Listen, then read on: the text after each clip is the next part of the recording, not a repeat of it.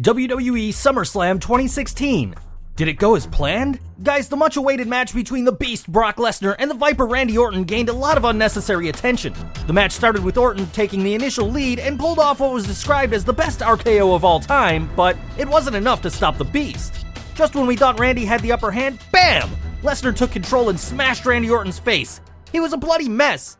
It was like smashing a bunch of tomatoes. Orton was in a world of pain when Lesnar stood over him, but that was barely the beginning of his worries as he received a giant gash to the head and ended up lying in a pool of his own blood, which concluded the fight. Orton was immediately treated by WWE's paramedics team while he was laying motionless on the canvas and had his head stapled following the fight. This particularly violent ending, which is normally classified as a family entertainment show as per Vinnie Mac, has begged the question of whether the former UFC fighter went off script. To top it off, Lesnar assaulted Shane McMahon.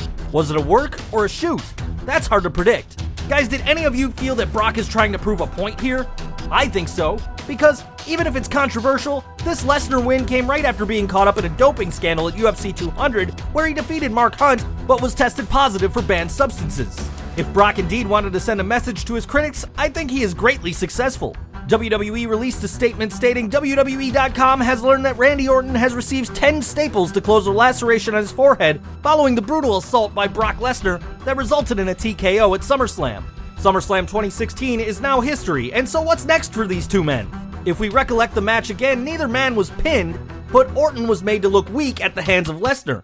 I think it's fair to say that the amount of blood Orton shed cannot have been in the booking for the match, and I'm assuming WWE would have Paul Heyman come out and address the situation and explain the finish. This might lead to Shane coming out to Raw and telling Heyman who his next SmackDown pick is for Lesnar, creating a separate storyline where Lesnar is seemingly taking on the whole of the Blue brand. At this stage, it's difficult to predict who Lesnar will fight next, or will Lesnar take a break as he did previously? Only time will tell. So you guys tell us, what do you think? Work? Shoot? Who cares? Leave us a comment below. Hey, if you like this video, don't forget to hit that like button, hit that subscribe button, and get more videos just like this one.